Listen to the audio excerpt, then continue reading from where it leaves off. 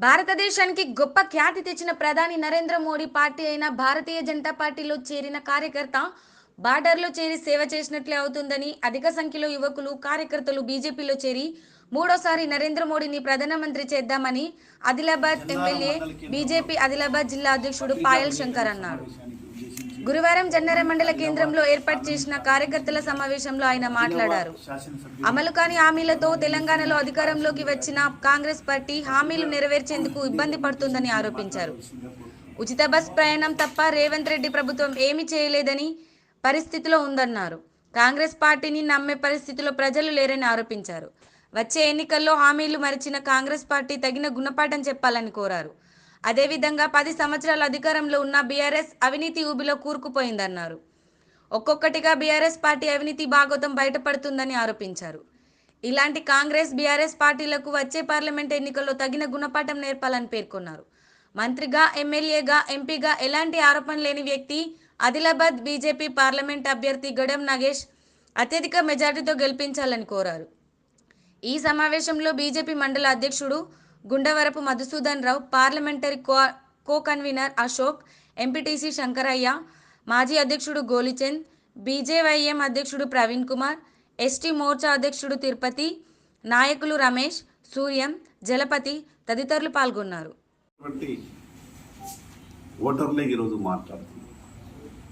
అర్ధరాత్రి 12 గంటలకు కాంగ్రెస్ పార్టీ నాయకుడిని నిద్రలేపి ఈసారి దేశ ప్రధానమంత్రి ఎవరైతారు అని అడిగితే ఆ కాంగ్రెస్ పార్టీ నాయకుని నోట్ల నుంచి వచ్చేటటువంటి మాట మోదీ గారే ప్రధానమంత్రి అవుతారు, ఇంకెవరైతారు అనే పరిస్థితి.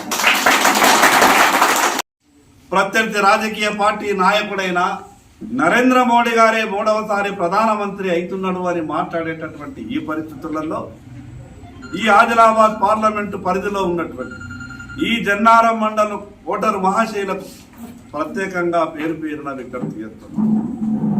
మీరంతా కూడా నిండు మనస్తో భారతీయ జనతా పార్టీ అభ్యర్థి గోడం నగేష్ గారి కమలం పువ్వు గుర్తుకు ఓటేసి 3వసారి దేశ ప్రధానమంత్రి నరేంద్ర మోడీ కావడానికి మీరంతా కూడా నిండు మనస్తో ఆశీర్వదించాలని, మరి అదేవిధంగా భారతీయ జనతా పార్టీ అభ్యర్థి ఎంపీగా గెలిస్తేనే కేంద్రంలో ఉన్నటువంటి అనేకమైనటువంటి సంక్షేమ పథకాలు నిధులు కావచ్చు, ఈ జిల్లా అభివృద్ధి కావచ్చు, ప్రధానమంత్రి ఆవాస్ యోజన ఇల్లు కావచ్చు, రకరకాల అభివృద్ధి కార్యక్రమాలు వచ్చే అవకాశం ఉంటుంది. అందుకొరకే మీ అందరికీ ప్రతి ఒక్కరికి దానిలో ప్రత్యేకంగా పాత్రికేయ మిత్రులకు కూడా విజ్ఞప్తి చేస్తున్నాం. మరొక్కసారి ఈ పార్లమెంటు పరిధిలో ఉన్నటువంటి ప్రజలందరికీ, యువకులకు కూడా విజ్ఞప్తి చేస్తున్నాం. భారతీయ జనతా పార్టీలో చేరండి. భారతీయ జనతా పార్టీలో చేరి పనిచేయడం అంటే బార్డర్ మీద ఉన్నటువంటి సైనికుడు దేశ రక్షణ కొరకు ఏ రకంగా పనిచేస్తాడో, దేశ రక్షణ కొరకు పనిచేస్తున్నప్పుడు మనిషికి ఏ రకమైనటువంటి ఒక అనుభూతి సైనికుడికి కలుగుతుందో ఆ రకమైనటువంటి అనుభూతి అంతర్గతంగా ఈ రాజకీయాలలో పనిచేస్తున్నటువంటి భారతీయ జనతా పార్టీలో చేరితే ప్రజలకు సేవ చేయడానికి కూడా ఒక మంచి అవకాశం. కాబట్టి యువకులారా, మీరంతా కూడా భారతీయ జనతా పార్టీలో చేరండి.